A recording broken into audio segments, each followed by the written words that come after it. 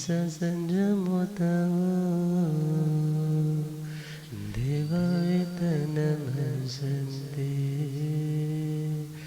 जसधमे स्वया मनो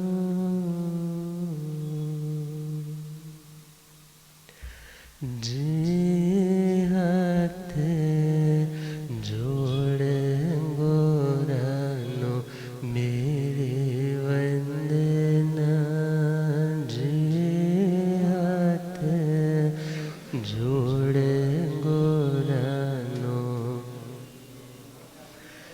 एक बार वंदना हजार बार वंदना एक बार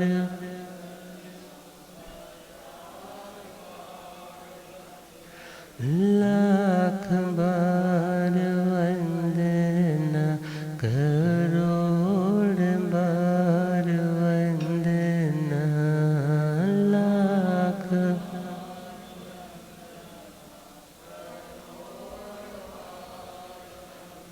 जे हाथ जोड़े गोरानो मेरे वंदना जे हाथ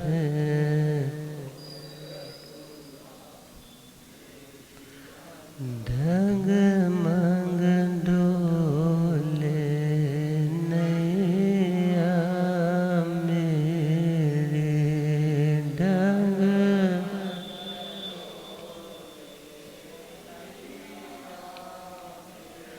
मुझको है सतगुरु तेरे मुझको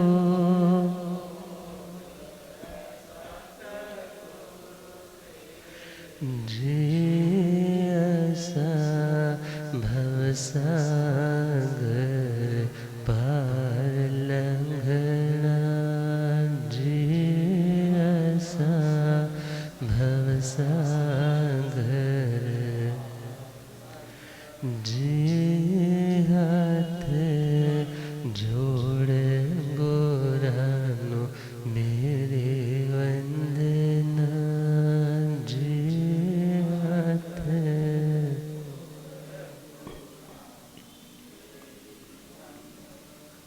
अनंत अनंत शांति के निकेतन शासनपति भगवान महावीर स्वामी के पावन चरणवृंदों में हार्दिक भावना वंदन नमन। मेरे अंधेरे जीवन को रोशनी प्रदान करने वाले परम उपकारी आगम ज्ञान के भंडार आगम ज्ञाता आगम पुरुष जिन शास्त्ररतन हिमाचल केसरी उपाध्याय भगवंत श्रद्धे गुरुदेव श्री जितेंद्र मुनि जी महाराज साहब के पावन चरण कमलों में हार्दिक भावना वंदन नमन। पाठ पर विराजे तब सुरतन श्री प्रभु मुनि जी महाराज साहब के चरणों में वंदन। धर्म सभा में उपस्थित धर्मानुरागियों सुशीलवती माताओं एवं बहनों, असीम पुण्यदेश से भाग्यदेश से आप सबको संतों का समागम और वीतरागवाणी श्रवण करने का सुअवसर प्राप्त हो रहा। श्रीमद् उत्तराभंजी सूत्र नवम अध्याय नमी पवज्जा सुनाना प्रारंभ किया है। चौथा प्रश्न चल रहा है। ब्राह्मण वेशधारी सौधर्मेंद्र महाराज प्रव्रज्या स्थान पर उपस्थित नमी महाराज को पुनः गृहस्थ मार्ग में प्रवृत्ति करने की प्रेरणा दे रहे। वे उन्हें समझा रहे हैं कि क्षत्रिय राजा का कर्तव्य है कि वह सुंदर भव्य महलों का निर्माण करवाए, चंद्रशालाओं का जल गृहों का निर्माण करवाए अपने बच्चों के लिए और अपने नेम एंड फेम के लिए कि इन फ्यूचर भी वह मेंटेन रहे।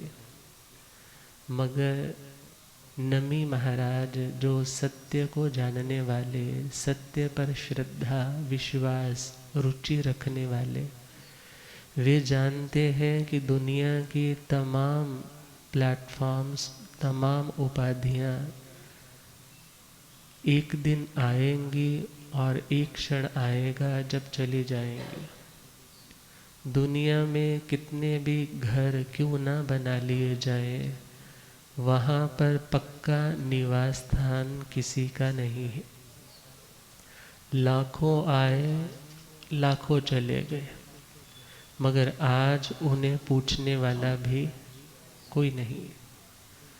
इवन बड़े बड़े म्यूज़ियम्स को विज़िट करने वाले लोग जानते हैं कि वहाँ पर हज़ारों साल पुराने अवशेष मिलते हैं और लोग कहते हैं कि यह वस्तु उस समय उस राजा के टाइम की है, मगर उससे पूर्व भी दुनिया थी, उनका तो नाम नहीं है।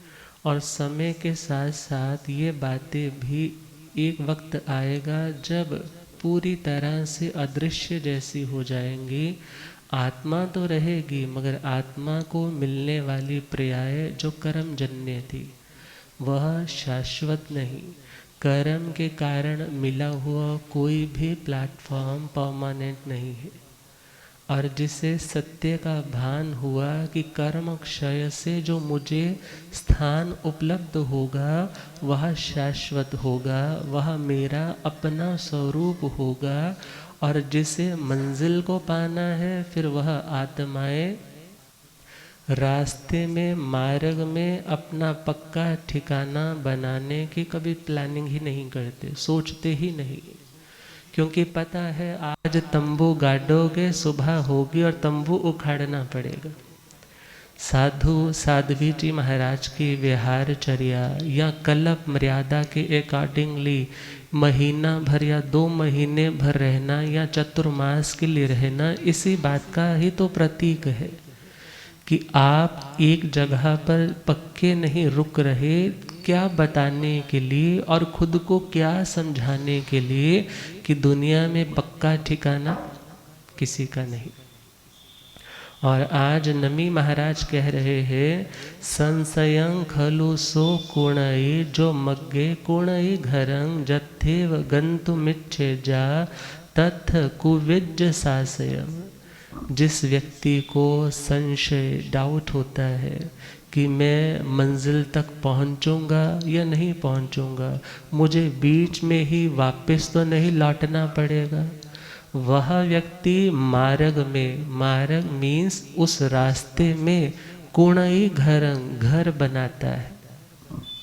जथेव गंतुमिच्छे जा, मगर जिसकी भीतर से भावना है कि मुझे मोक्ष तक पहुंचना है, मेरा वही अंतिम लक्ष्य है, तो जिसने अपने लक्ष्य को पहचाना और वहाँ पहुँचने की भावना हृदय में जागृत है, तथ कुविज सासयं, वहाँ जाकर के ही कुणई मीन्स बनाएंगे, किसको? शाश्वत घर को बनाएंगे।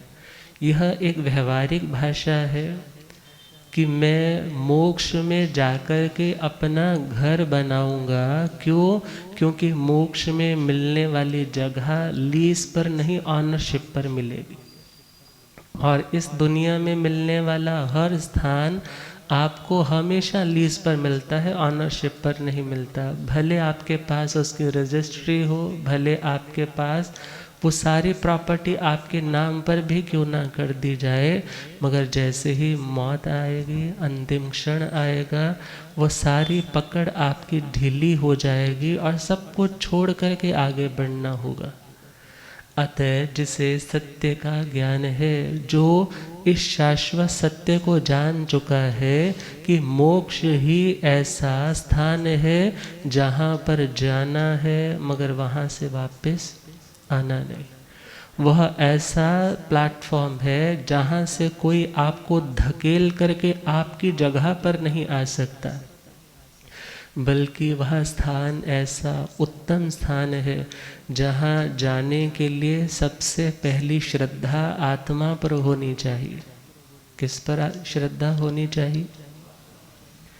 6 बातें आती है। सन्मति तरक प्रकरण एक ग्रंथ है आचार्य श्री सिद्ध सेन दिवाकर जी का, और इसी के साथ साथ प्रवचन सारोद्धार एक ग्रंथ है।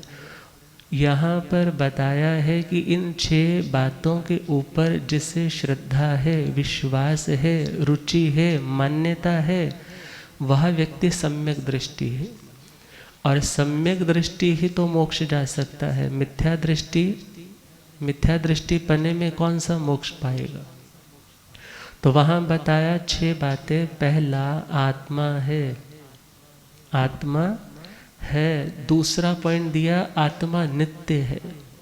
आत्मा अनित्य नहीं है। अनित्य मीन्स वो किसी की क्रिएशन नहीं है, वो किसी के द्वारा बनाई गई चीज़ नहीं है, क्योंकि जो किसी की रचना होती है उसे आप नष्ट भी कर सकते हो, मगर आत्मा शाश्वत है और आत्मा अस्तित्व वाली है, जीवास्तिकाय अर्थात आत्मा है, वह नित्य है। संसार दशा में आत्मा कर्म का करता है। कर्म करने वाला कौन है? कौन करने वाला है? आत्मा। यदि इसी समय आत्म प्रदेश इस देह का त्याग कर दे तो इस देह के आगे आप कितना कुछ भी बोलो, कितनी उसकी स्तुतियाँ गाओ, कितना उसको गालियाँ दो, कोई रिएक्शन आने वाली? क्यों? क्योंकि जो फील करने वाला था वो वहाँ से जा चुका है। तो पहली बात कही, आत्मा है, आत्मा नित्य है, आत्मा संसार दशा में कर्म का करता है, और जिसने कर्म किया उस कर्म का भोक्ता भी कौन है? उसका भुगतान करने वाला कौन है? वह भी आत्मा, वही सेम सिमिलर आत्मा है। और मोक्ष है, मोक्ष है। मोक्ष का मतलब बंधन से मुक्ति वाला स्थान है, और वह स्थान प्राप्त करने के 4 मार्ग है, सम्यक ज्ञान, सम्यक दर्शन, सम्यक चारित्र और सम्यक तप। तो नमी महाराज को तो इन सभी बातों का ज्ञान है, इनके ऊपर श्रद्धान है, तभी तो वो इस मार्ग पर चले।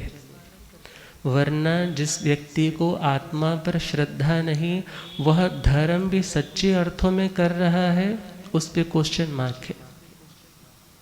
और जिसे आत्मा की नित्यता के ऊपर कि ये आत्मा एटर्नल है, ये आत्मा शाश्वत है, इसके ऊपर भी डाउट है, तो मिथ्या दृष्टि है। और जिस व्यक्ति को आत्मा कर्म करता है संसार दशा में, यदि यह बोले कि नहीं, सिर्फ निश्चय ही सत्य है कि आत्मा तो अकर्ता है, मगर याद रखना वह अकर्ता तब है जब मोक्ष दशा में है। और हम उस अकर्ता भाव की भावना इसलिए भाते हैं कि हम इस समय प्रेजेंट में किए जा रहे कर्म से लिप्त न होवें, राग द्वेष से ऊपर उठ करके वह कर्म करें। और यदि हम यह माने कि व्यवहार नए की अपेक्षा से आत्मा करता नहीं है, तो उस व्यक्ति की भी दृष्टि सम्यक नहीं कहलाएगी। और जो व्यक्ति यह माने कि कर्म तो मैं करूं, कर्म का फल कोई और करे, उसका भुगतान कोई और करे, तो वह भी सम्यक दृष्टि नहीं।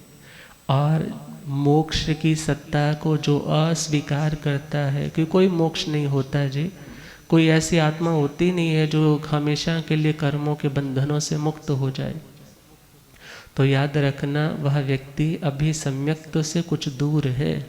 जब तक उसे सत्य के प्रति श्रद्धा नहीं आएगी, तो उस व्यक्ति के जितने भी एफर्ट्स हैं, जितनी भी मेहनत है, वह मेहनत उसे मंजिल से जोड़ने वाली नहीं, बल्कि उसी सर्कल में घुमाने वाली बन जाएगी, संसार चक्र में। और जो लास्ट पॉइंट था कि मोक्ष जाने के उपाय है, मार्ग है, उसका मेथड है ज्ञान, दर्शन, चारित्र और तप। मगर इन सभी में जो सबसे इम्पॉर्टेंट चीज़ है वह है सम्यक दर्शन।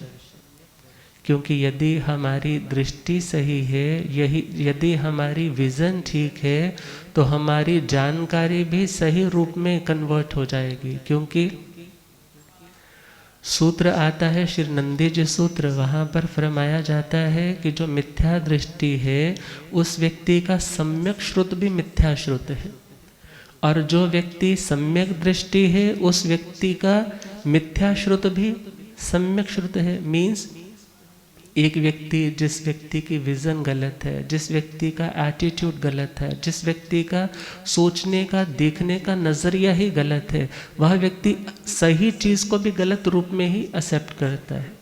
और जिस व्यक्ति का दृष्टिकोण सही है, वह दृष्टिकोण सही होने के कारण वह व्यक्ति परिस्थितियों को दोष नहीं देता, उन परिस्थितियों को पैदा करने वाले अपने कर्मों को सुधारने की कोशिश करता है। अर्थात वह व्यक्ति बुरे से बुरे स्थान पर, बुरी से बुरी सिचुएशन पर, या गलत से गलत, सपोज करो कोई बुक भी देख ले, उसे देख करके भी क्या सोचेगा, हे आत्मा कितनी बार अज्ञान दशा में तूने इनकी अनुमोदना की, आज ज्ञान मिला। और विचार कर आत्मा कैसे कैसे कर्म बांधता है, मगर तुझे बांधना नहीं, इनसे मुक्त होना है। और हम देखें जो सम्यक दृष्टि है वह मोक्ष जाने का अधिकारी है। और आज नमी महाराज कह रहे हैं कि मैं जान चुका हूँ कि मोक्ष है, मोक्ष जाने का उपाय है, मेरी आत्मा है, आत्मा नित्य है, अभी संसार दशा में कर्म का करता है, कर्म मैंने किए हैं तो कर्मों का भुगतान भी किसे करना है, मुझे करना। और मोक्ष जाने की भावना, मोक्ष जाने की ललक मेरे में है। और जिसमें ललक होती है, जिसमें अपने लक्ष्य की अचीवमेंट के लिए उत्साह होता है, वही व्यक्ति एक दिन अपनी मंजिल तक पहुंचता है। और कहा जाता है जिन्हें कामयाबी में हो अपनी शक, जिन्हें कामयाबी में, जिन्हें अपनी कामयाबी में रहता है शक, वो मंजिल से पहले ही जाएंगे थक। अर्थात जिन्हें ये लगता है पता नहीं मिलेगी, मंजिल नहीं मिलेगी, वह व्यक्ति फिर अपना फुल पोटेंशियल नहीं लगा पाता। वह व्यक्ति अपनी ओर से जो दी बेस्ट कर सकता था, वो अपनी दी बेस्ट प्रेजेंटेशन नहीं कर पाता। अतः आज नमी महाराज ने मोक्ष जाने के लिए सबसे पहला सूत्र दिया, मोक्ष के स्वरूप के प्रति श्रद्धान और उसे पाने की भावना कि मैं जीव अजीव का अब ज्ञाता हूँ, मुझे मोक्ष पाना है, मेरा स्वरूप अजीवमय नहीं है, मैं शुद्ध चेतन स्वरूप हूँ। मगर वहाँ तक पहुँचने के लिए प्रोसेस से तो गो थ्रू होना ही पड़ेगा। जो साधना बताई है उस साधना को तो ज़िंदगी में उतारना ही पड़ेगा। और जो आत्माएं साधना करती है उन आत्माओं की श्रेणियाँ बताई है, 15 तरह की आत्माएं सिद्ध हो सकती है। कितनी तरह की? मगर उससे भी पहले हम देखें श्री प्रज्ञापना जी सूत्र में, दुनिया में जितने भी जीव हैं, जितने भी जीव अर्थात संवेदना वाले प्राणी है, जिनके अंदर सुख दुख की अनुभूति है, जो लिविंग है, उनके भी देखा जाए 2 भेद है। एक संसार समापन्नक और दूसरा संसार असमापन्नक या असंसार समापन्नक। अर्थात जो संसार इस चक्र में, जन्म में, मरण में, हर्ष में, शोक में, जवानी में, बुढ़ापे में, नरक गति, त्रियंच गति, मनुष्य गति, देव गति, इसी घुमाव में जो घूम रहे हैं, इन्हें क्या बोला जाता है? संसारी प्राणी। और जो इससे मुक्त हो चुके हैं है तो वे भी लोक में ही, क्योंकि सिद्ध भगवान भी कहाँ विराज रहे हैं? लोकाग्र में है, मगर है तो लोक में ही, क्योंकि जहाँ तक धर्मास्तिकाय अधर्मास्तिकाय है वहीं पर जीव और पुद्गल की गति है। क्योंकि धर्मास्तिकाय तो उस ट्रैक की तरह है जिस पर गाड़ी चलेगी, परंतु ट्रैक ही नहीं है जहाँ आगे वहाँ गाड़ी, भले गाड़ी में ताकत है, उसमें पेट्रोल डीजल ऑलरेडी सब कुछ है कि वो आगे मूव कर सके, मगर पटड़ी ही नहीं है, तो वहाँ पर ना जीव जाता है, ना पुद्गल, ना कोई नॉन लिविंग पार्टिकल आगे जा सकता है। मगर हाँ, खाली आकाश तो अनंत है। और जो हमारा लोकाकाश है, अर्थात जो लोक हमारा उस आलोक से हमें अलग कर रहा है। जहाँ पर जीव और पुद्गल दिखाई देते हैं वह लोक है, और उस लोक के मस्तक के ऊपर अर्थात शिखर भाग पर, मानो यहाँ से बैलून छोड़ दिया जाए, वो हाइड्रोजन वाला जिसमें गैस भरी होती है, वो छत से जाकर के लग जाता है मगर छत को क्रॉस तो नहीं करता। इसी प्रकार जहाँ पर धर्मास्तिकाय नहीं है, फिर वहाँ से आगे उन सिद्ध आत्माओं की भी गति नहीं। तो खैर हम समझ रहे थे दो तरह की आत्माएं, पहला संसार समापन्नक संसार दशा वाली, और संसार असमापन्नक जो संसार दशा अर्थात इस जन्म मरण वाले सर्कल से जो बाहर निकल चुकी है, वह सिद्ध आत्माएं। और सिद्ध आत्माएं भी देखा जाए तो पहला पॉइंट आता है कि वह सिद्ध आत्माएं कैसी, परंपर सिद्ध और अनंतर सिद्ध। परंपर सिद्ध अर्थात जिन्हें सिद्ध गति को प्राप्त किए एक समय से ज़्यादा टाइम हो चुका है। एक समय कितना, मैंने आँख को ब्लिंक किया, मैंने आंखें झपकी, इस एक झपकने में भी असंख्यात समय निकल गए। कितने समय, जैसे आप कपड़ा लेने जाते हो दुकानदार से, आजकल तो खैर सब कुछ ऑलरेडी स्टिच हुआ ही आपको मिलता है, मगर जो लोग कपड़ा खरीदने के शौकीन है, अपनी भावना के अनुरूप सिलवाने वाले हैं, कपड़ा लिया है, कपड़े वाले को बोला इतने मीटर काट दो, और उसने थोड़ा सा यहाँ पर टक लगाया, पॉइंट बनाया, और उसके बाद आपको क्या लगा, ये तो बस 2-3 सेकंड में इसने सारा कपड़ा फाड़ दिया। मगर देखा जाए तो जिस समय पहले वाला वो तंतु, पहले वाला थ्रेड टूटा, उस समय दूसरे वाला नहीं टूटा। अर्थात जिस समय पहला टूटा उसके बाद दूसरा, तीसरा, चौथा, अर्थात उसको काउंट करना हमारी बस की बात नहीं।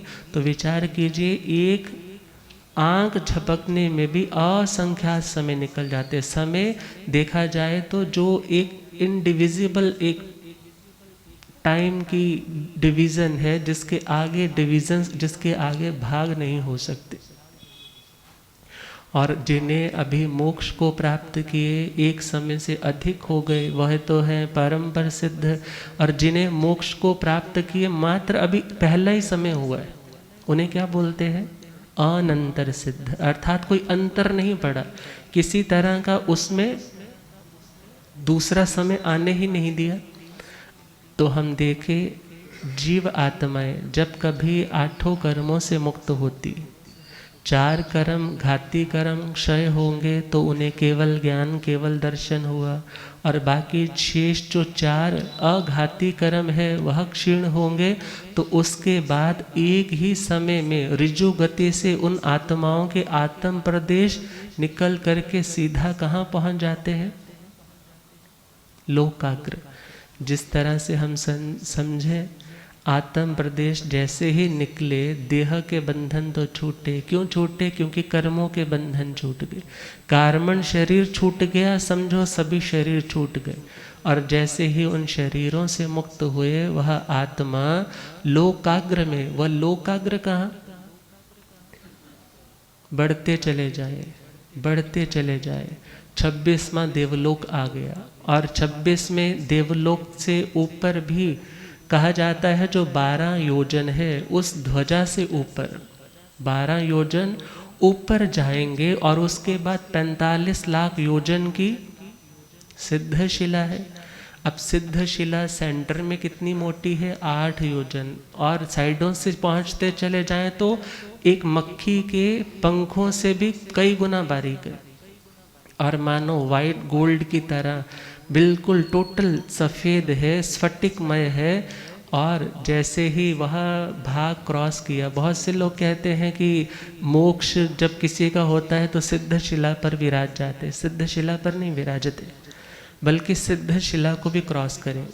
सिद्ध शिला से भी आगे जो 1 योजन है, सिद्ध शिला से भी आगे 1 योजन है। 1 योजन मतलब उसमें ये पक्के वाले योजन, उसमें हम देखें तो 4000 कोस आएंगे, और उसमें हम देखें जो ऊपर वाला कोस है, उस कोस का भी हमने 6 भाग करने हैं, और उसका जो ऊपर का 6ठा भाग है, वहाँ पर जाकर के सिद्ध आत्माएं विराजती है, वहाँ पर जाकर के उनके आत्म प्रदेश रुक जाते। और जिस समय आत्मा निकलती है उस समय जिस शेप में बैठे हैं सिमिलर यूं ही शेप रहती है ऐसा नहीं है, बल्कि उनकी आकृति के लिए तो बोला जाता है आत्म प्रदेशों की अनित्यस्थ संस्थान उनका आता है। अर्थात जिस देह में मैं सपोज बैठा हूँ, इस देह की जो आकृति है जब आत्म प्रदेश निकलेंगे तो 1/3 वो संकोच हो जाएगा, कम हो जाएगा। क्यों? क्योंकि जहाँ जहाँ खाली प्रदेश है, जहाँ जहाँ सपोज ये विंड पाइप है, नासिका वाले भाग है, जहाँ जहाँ खाली वैक्यूम है, उनको वो आत्म प्रदेश क्या कर देंगे? भर देंगे। और सारे के सारे श्रिंक होकर के फिर श्रिंक होते सारे ही जैसे ही वो 8 कर्म कंप्लीट हुए और उसके बाद सीधा कहाँ पहुँच जाते हैं रिजु गति से? बहुत से कह देते हैं शून्य अवस्था में चले जाते हैं। शून्य का कई लोग अर्थ करते हैं कि आत्मा नष्ट ही हो जाती है, मगर नहीं। शून्य का अर्थ है उनके कर्मों के जितने भी बैलेंस शीट्स थी वो सारी की सारी क्या हो जाती है? वो सारी की सारी शून्य हो जाती है। मगर आत्मा के असंख्यात प्रदेश है, जितने लोकाकाश के प्रदेश है सिमिलर उतने ही प्रत्येक आत्मा के प्रदेश है। और आत्मा में निश्चय से अनंत ज्ञान, अनंत दर्शन, अनंत समाधि, अगुरु लघु उसका अपना स्वरूप है और अनंत वीर्य है उसके पास और अनंत शांति है। किसी बात की चिंता नहीं, किसी बात का अवसाद नहीं, अनंत शांति का सागर है। और वह शांति जब प्रकट होती है और उस समय उनका स्वरूप कहा जाता है नमो सिद्धार्थ। क्या बोला जाता है? और वहाँ पर ऑलरेडी पहले से बहुत सी आत्माएं हैं, एक नहीं अनंत आत्माएं हैं, आज से नहीं अनादिकाल से जा रही। और कहा जाता है यदि उत्कृष्ट देह का परिमाण देखे तो 500 धनुष की अवगाहना, मध्यम वाली 7 धनुष या मध्य परिमाण, और जो जघन्य उस देह की मर्यादा रहती है वो 2 हाथ जितनी रहती। ऐसे देह में रहती हुई आत्मा सर्व कर्मों का क्षय करके वज्र ऋषभ नाराज संघनन है, चरम शरीरी है, भव्य है। और वह आत्मा मनुष्य गति में है, क्योंकि मनुष्य गति से ही मोक्ष है, और किसी गति से मोक्ष, और किसी गति से मोक्ष नहीं है। और विचार कीजिए वो 15 स्थान हम बात कर रहे थे, 15 तरह के सिद्ध। पहला पॉइंट दिया जाता है तीर्थ सिद्ध। कौन से सिद्ध? तीर्थ सिद्ध का अर्थ है धर्म तीर्थंकर, तीर्थंकरों ने जिस तीर्थ की रचना की, साधु साध्वी श्रावक श्राविका अपने रूल्स एंड रेगुलेशन समय के अकॉर्डिंगली मॉडिफाई भी किए और उनको बताया कि इस तरह से आपको फॉलो करना है। उनमें जो जो सुधार की आवश्यकता थी समय के अनुरूप उन्होंने वो सुधार किए। मगर सिलेबस बांटना अलग है कि यह चैप्टर सपोज बड़ा है उसको शॉर्ट कर दिया, या किसी ने शॉर्ट था उसको लेंथी कर दिया, मगर सिलेबस तो सेम है, मगर उसकी प्रेजेंटेशन में अंतर आ जाता है। और हम देखें तीर्थ सिद्ध का अर्थ है जो आत्माएं किसी तीर्थंकर भगवान के शासन में सिद्ध होती है। सपोज करो तीर्थंकर भगवान का निर्वाण हो गया, मगर उनका तीर्थ चल रहा है, उनका शासन चल रहा है, उनके साधु साध्वी विचर रहे हैं, तो उनके निश्राय में आकर के जो 8 कर्मों को क्षय करे उसे बोला जाता है तीर्थ सिद्ध। और तीर्थ सिद्ध में हमारे इंद्रभूति गौतम स्वामी जी, सुधर्मा स्वामी जी, ये सारे के सारे क्या है? तीर्थ सिद्ध। और दूसरा पॉइंट है अतीर्थ सिद्ध। अतीर्थ सिद्ध का मतलब है जब तीर्थंकर भगवंतों का शासन का विच्छेद हो जाता है। विच्छेद का मतलब अब उनके रूल्स एंड रेगुलेशंस को फॉलो करने वाले लोग नहीं, वह तीर्थंकर भगवान प्रेजेंट नहीं। और ऐसे समय में भी कोई आत्माएं मुक्त हो जाए, जैसे मरु देवी माता। अभी भगवान को देखा जाए वो केवल ज्ञान, हम कह देते हैं कि केवल ज्ञान, मगर हम विचार करें अभी तीर्थ की स्थापना नहीं, और उससे पूर्व तीर्थ की स्थापना से पूर्व जब मरुदेवी माता गई है तो क्या बोला जाता है? अतीर्थ सिद्ध। आगे चले तीर्थंकर सिद्ध, तीर्थंकर पदवी प्राप्त करके जो मोक्ष में जाते हैं उन्हें क्या बोलते हैं? तीर्थंकर सिद्ध। और अतीर्थंकर सिद्ध तीर्थंकर तो नहीं बने मगर केवल ज्ञानी बने हैं। अंतकृत दशांग सूत्र में 90 महापुरुषों का सुना, और भी कितनी आत्माएं जो केवल ज्ञान केवल दर्शन प्राप्त करके मुक्त हुई, वे सारी की सारी आत्माएं क्या है? अतीर्थंकर सिद्ध। क्योंकि तीर्थंकर तो काल चक्र वाले वो 24 ही हैं, मगर उन्हीं के समान अनंत ज्ञान अनंत दर्शन को प्रकट करने वाली आत्माएं और भी हो सकती हैं। क्योंकि 20 बोलों की आराधना जिन्होंने की है तीर्थंकर, तो उन्हीं को बनना है, मगर कोई अन्य आत्मा मुक्त नहीं हो सकती ऐसा कोई व्यवधान नहीं है। अर्थात जो तीर्थंकर नहीं भी बनी वह आत्मा भी 8 कर्मों को काट सकती है। अगला पॉइंट है स्वयं बुद्ध सिद्ध।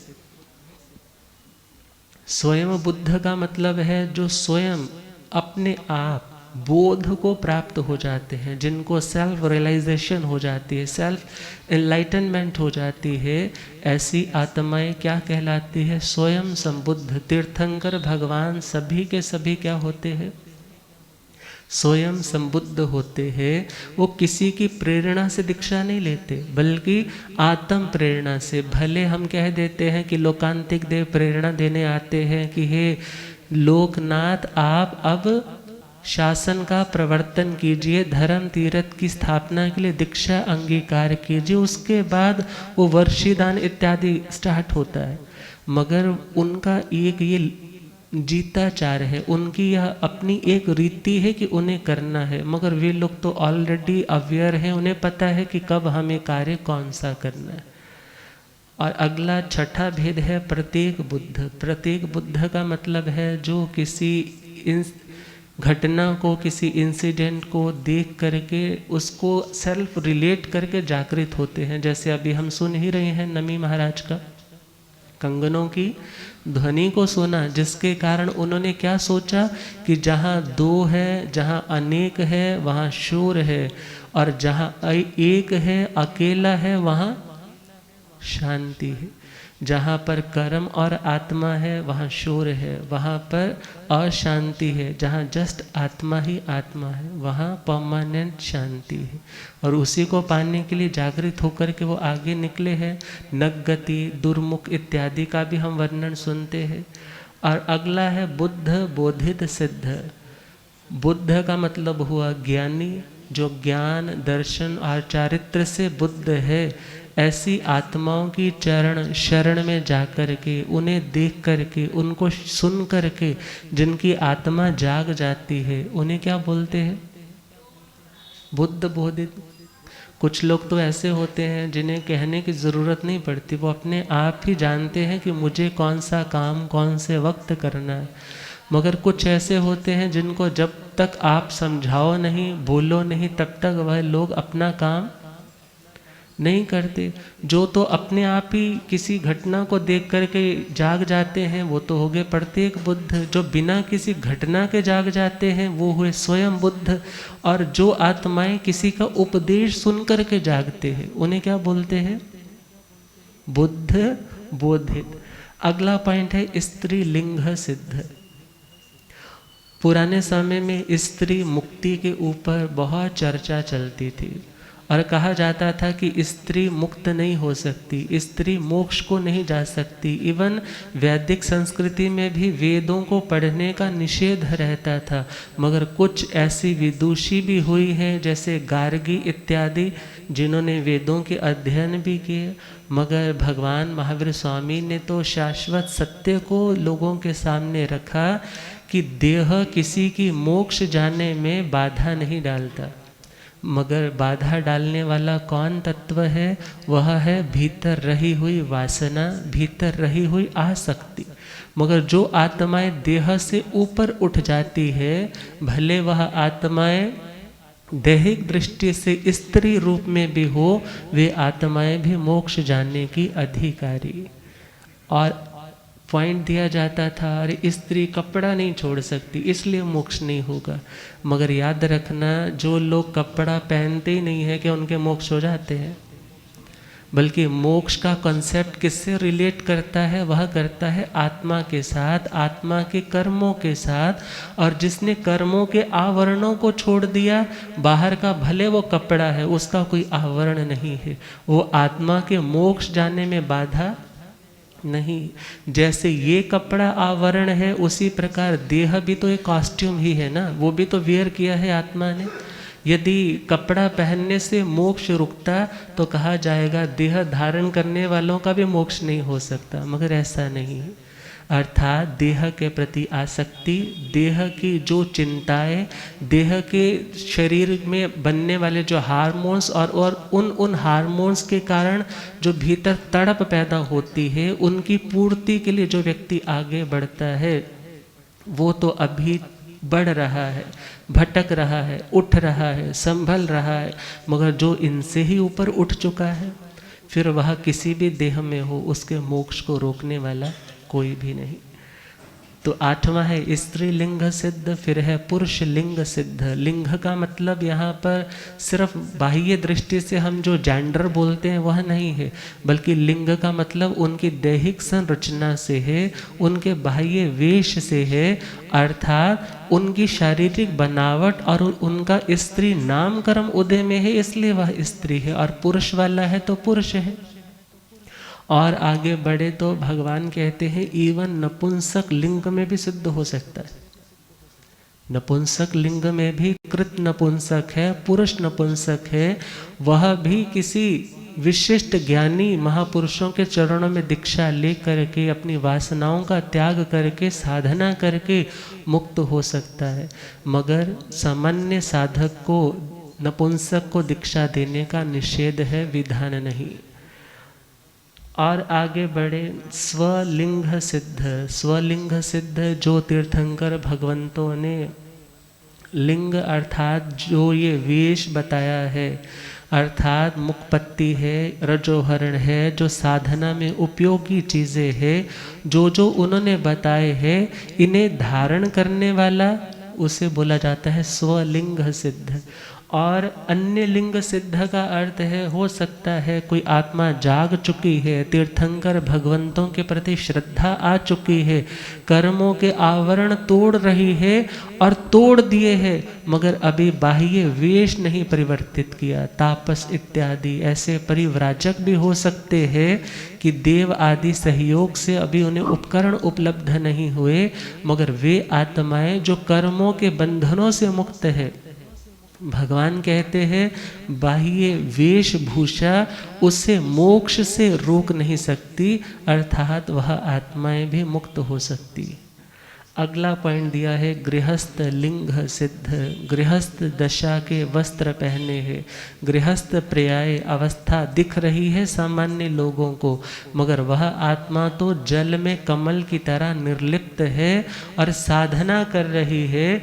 ऐसी साधना वाली आत्माएं जिन्होंने पूर्व जन्म में बहुत साधना की है, पूर्व जन्म में कोई बहुत उपसर्ग समता से सहे है, आज थोड़े से कर्म शेष है, और वह आत्माएं इस दहलीज में पहुँचे हैं कि गृहस्थ दशा में है, मगर उनके जैसे ही कर्म कटते हैं वो उसी वेश में भी मुक्त हो जाते हैं। मरुदेवी माता का यहाँ भी दृष्टांत दिया जाता है। आगे चले एक सिद्ध। जिस समय सिंगल आत्मा मोक्ष में जाती है तो क्या बोलते हैं? एक सिद्ध। अनेक सिद्ध जब अनेकों आत्माएं, मैक्सिमम 108 हमारे अक्षरों को छोड़ दे सामान्य रूप से 108 आत्माएं, मध्यम में देखें तो पुरुष है तो 108 सिद्ध हो सकते हैं, स्त्री है तो 20, नपुंसक है तो 10। ये साइमल्टेनियसली एक टाइम में सिद्ध मोक्ष को प्राप्त कर सकते हैं। और वह मोक्ष कैसा स्थान है? अत्थि एगं ध्रुवं ठाणं लोगगम्मी दुरारोहं जथ नत्थि जरा मच्चो वाहिणो वेयणातः। 23वां अध्ययन जहाँ पर कि श्री गौतम जी का संवाद आता है, वहाँ पर श्री इंद्रभूति गौतम स्वामी जी उत्तर दे रहे हैं कि एक ऐसा ध्रुव स्थान है, ध्रुव ऐसा शाश्वत स्थान है जो लोकाग्र में स्थित है, क्योंकि लोक है सारे का सारा, और जहाँ जीव और पुद्गल की गति नहीं उसे अलोक कहा जाता है। और लोक के अग्र भाग, अग्र का मतलब है जो प्रमुख, जो ऊपर का भाग है। हमारी बॉडी में भी प्रमुख किसको माना जाता है? हेड को ही माना जाता है ना। बोलते हैं जिसने अपने इस मुख को, अपने इस प्रधान अंग मस्तक को गुरु चरणों में झुका दिया। इट मीन्स वह क्या कहना चाहता है कि मैं आपके सामने कुछ नहीं, मुझे तो आपकी कृपा का प्रसाद चाहिए कि मैं भी आप जैसा बन सकूं। और वह मोक्ष स्थान कहाँ? लोकाग्र में, दुरारूहं, मगर जहाँ पहुँचना आसान नहीं है, मुश्किल है। जथ नत्थी जरा मच्चू, जहाँ पर ना किसी को मृत्यु आती है, ना किसी को बुढ़ापा आता है, ना कोई व्याधि आती है, ना कोई रोग आता है, ना कोई वेदना आती है, ना दुनिया का पौद्गलिक सुख है, और ना ही पुद्गल जन्य कोई दुख है। अर्थात जो आत्मा का स्वभाव है, आत्मा का जो अपना ट्रू नेचर है, उस नेचर को वह आत्मा अटेन कर जाती है। तभी तो क्या बोला जाता है, ए मेरे आत्म चल मेरे संग, तुझे ऐसी जगह ले चलो जहाँ जन्म नहीं, जहाँ मरण नहीं, बस शांति शांति मिले। चल ऐसी जगह पे चले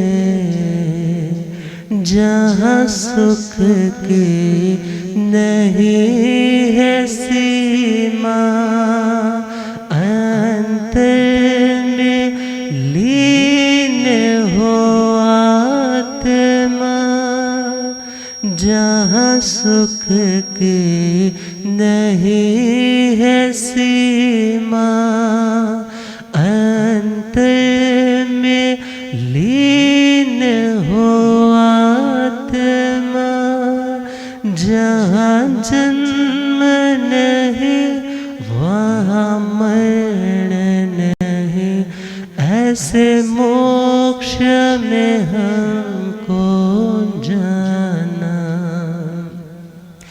जहाँ जन्म नहीं, जहाँ मरण नहीं, ऐसे मोक्ष महल हमें जाना।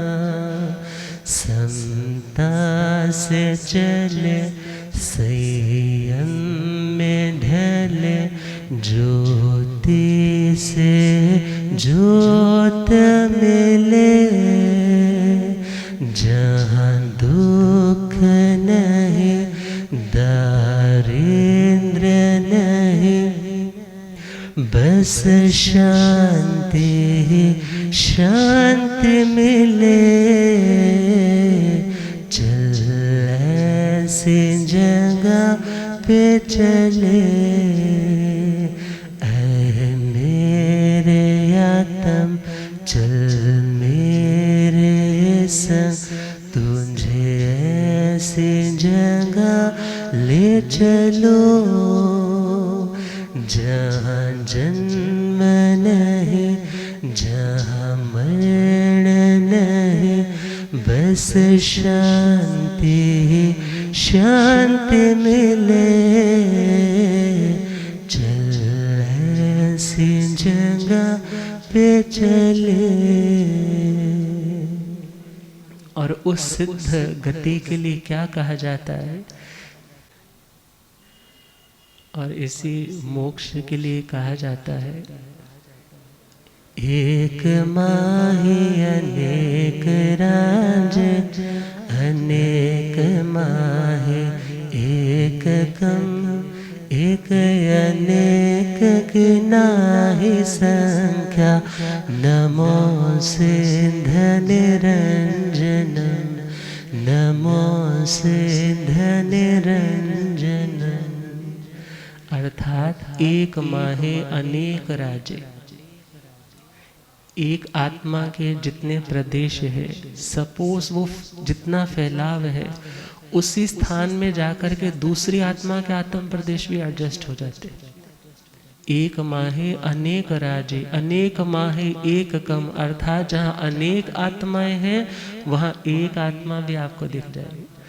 एक अर्थात स्वरूप की दृष्टि से अनेक आत्माएं भी, उनकी आत्म प्रदेश भी कर्मों के बंधनों से रहित है, और उस दृष्टि से देखें तो वो अनेक में भी एकता को बताते हैं कि अब हमारे में कोई झगड़ा नहीं। क्योंकि कहा जाता है ना, जहाँ अलग अलग मेंटेलिटी के लोग हैं वहाँ एडजस्टमेंट में दिक्कत आती है, जहाँ सेम मेंटेलिटी के लोग हैं वहाँ एडजस्टमेंट में कोई दिक्कत नहीं आती। और यदि प्रत्येक आत्मा अपनी ट्रू नेचर को, अपनी शुद्ध निश्चय स्वरूप को ध्यान में रखे तो उसे दुनिया में किसी से भी एडजस्ट करने में प्रॉब्लम ही नहीं आ सकती। At least 5 minute 10 minute regular meditate करे, रेगुलर उसका चिंतन करे कि मेरा निश्चय लास्ट फाइनल गोल क्या है, मेरा अपना स्वरूप क्या है। अभी मैं कर्म के प्रेशर के कारण, कर्म के उदय अवस्था के कारण अपनी स्टेटमेंट्स, अपना थिंकिंग प्रोसेस चेंज कर रहा हूँ। मेरी जो भी बोलने की बात है, या सोचने की बात है, करने की बात है, यदि मैं कर्म की प्रेरणा से कर रहा हूँ तो वहाँ मैं कुछ ना कुछ गलत कर सकता हूँ। मगर यदि मैं शुद्ध आत्म स्वरूप की उस आवाज़ को सुनो कि हे आत्मा, तेरा स्वरूप शांत रहना है, तेरा स्वरूप रिएक्ट नहीं करना, ज्ञाता और दृष्टा भाव में रहना है, तो वही प्रत्येक आत्मा का अंतिम लक्ष्य है। और आज नमी महाराज भी वही समझा रहे हैं कि मैंने अपने फाइनल गोल को समझ लिया है और मैं तत्थ कुविज्ज सासयं स्वाश्रय। सासय का एक अर्थ दिया था शाश्वत। शाश्वत मतलब परमानेंट, इम्पेरिशेबल, जिस पर किसी व्यक्ति की उंगली नहीं उठ सकती कि सीट को खाली करो, बल्कि जहाँ का प्लेटफॉर्म आपका अपना है, मगर मेहनत करनी पड़ेगी, एक बार मिलेगा दोबारा कोई छीन नहीं सकता। और इसी सासय शब्द का एक अर्थ होता है स्वाश्रय। स्व का मतलब है सेल्फ और आश्रय का मतलब है अपनी आत्मा का आश्रय लेना, अर्थात अपनी आत्मा में खो जाना। व्यक्ति जब जब दूसरे में खोने की कोशिश करता है तो अपने आप को तो खो ही जाता है, अपनी शांति भी उसकी लुट जाती है। मगर जब आत्मा यह सोचता है, यह चिंतन करता है कि मुझे पर में रमण नहीं करना, मुझे आश्रय, अपनी शांति के लिए शेल्टर दूसरे का नहीं देखना कि मैं उसका सानिध्य लूँगा तो शांति मिलेगी। भगवान तो कहते हैं तुम्हें यदि किसी का आश्रय लेना है तो अपनी आत्मा का लो। किसका आश्रय लो? अपनी आत्मा का जो शुद्ध स्वरूप है वह सिद्ध स्वरूप है, और अपने उस निश्चय स्वरूप का चिंतन करो। आपको दुनिया के लोगों से कोई डिस्कशन अपनी प्रॉब्लम की करने की ज़रूरत ही नहीं, सब उत्तर आपको मिल जाएंगे। सब तुम्हारी व्याधियाँ, सब तुम्हारी उपाधियाँ, सब तुम्हारे मानसिक तनाव, जैसे ही तुम स्वयं में खोने की कोशिश करोगे, अपने निश्चय स्वरूप को जान करके उस पर कॉन्टेम्पलेट करने लगोगे, तो धीरे धीरे रिलैक्स होते चले जाओगे। क्योंकि जब तक दुनिया के साथ जुड़ाव रखने की कोशिश करोगे, अरे किसी को भी अपना कहो, ये मेरा अपना है, सपोज वो अपनापन भी दे रहा है, मगर वो कब तक हो सकता है आयुष्य कर्म थोड़ा था, वो आपकी ज़िंदगी से चला गया, अब आप फिर उदास। और सपोज किसी दूसरे ने आपको थपकी दे करके, प्यार दे करके, सहला करके अपनापन दिया, आप उसको भूलने लग पड़े, आपको उस व्यक्ति की सारे गुण उसमें दिखाई देने लग पड़े। आप अपना आश्रय, आप उसके ऊपर डिपेंडेंट होने लग पड़े। मगर ये सारे के सारे दुनिया के सहारे झूठे हैं। जब तक व्यक्ति को खुद का सहारा लेना नहीं आया, जब तक आत्मा खुद से नहीं जुड़ा, तो याद रखना दुनिया के सहारे मिलेंगे, बिछुड़ जाएंगे। मगर जिस आत्मा ने खुद को पहचाना, खुद अपनी आत्मा की ट्रू नेचर का चिंतन किया कि मैं स्वयं शुद्ध हूँ, मैं स्वयं बुद्ध हूँ, मेरे अंदर अनंत ज्ञान, अनंत दर्शन समाधि है, तो मुझे अन्य किसी की सहारे के लिए उस पर डिपेंडेंट होना कोई ज़रूरी नहीं। हाँ, कोई करता है अच्छी बात है, क्योंकि दुनिया इंटर डिपेंडेंसी से चलती है। अकेला आदमी दुनिया के काम अकेला करना चाहे तो मुश्किल आ जाएगी। मगर जहाँ मोक्ष की बात है, जहाँ आत्मा की उस अनंत शांति की बात है, वह आपको दूसरों के माध्यम से नहीं बल्कि स्वयं में खोने के माध्यम से ही मिलेगी। और आज वही सूत्र नमी महाराज ने दिया कि तुम्हें दुनिया में उलझने की ज़रूरत नहीं है, तुम अपने आप में जितने उतरते चले जाओगे। और मैंने भी यही किया है कि मैं अब दुनिया का आश्रय नहीं, अपनी आत्मा का आश्रय ले रहा हूँ, अतः मुझे किसी प्रकार की कोई चिंता नहीं। तभी तो कहा जाता है, उलझ मत दिल बहारों में, बहारों का भरोसा क्या। उलझ मत दिल बहारों में, बहारों का भरोसा क्या। बहारें रूठ जाती है, बहारों का तमन्नाएं जो तेरी है, फुहारे हैं ये सावन की। तमन्नाएं जो तेरी है, फुहारे हैं ये सावन की। फुहारे सूख जाते हैं, फुहारों का। उलझ मत दिल बहारों में, बहारों का भरोसा क्या। उलझ मत दिल बहारों में, बहारों का। तो नमी महाराज ने शाश्वत से जुड़ने की प्रेरणा दी। अशाश्वत से जुड़ोगे, अशाश्वत के ऊपर डिपेंडेंट बनने की कोशिश करोगे तो कभी ना कभी तुम्हें मायूस होना पड़ेगा। मगर जिसने पक्का ठिकाना मोक्ष में बनाना है, फिर वो दुनिया के टेम्परेरी अबॉर्ड्स बनाने की, टेम्परेरी घर बनाने की, उनके प्रति आसक्ति बढ़ाने की कोशिश नहीं करता। तो आज यह कंप्लीट भी हो रहा है। यदि कुछ शेष रहेगा कल पर छोड़ते हैं। अब पूज्य श्रद्धेय गुरुदेव जी।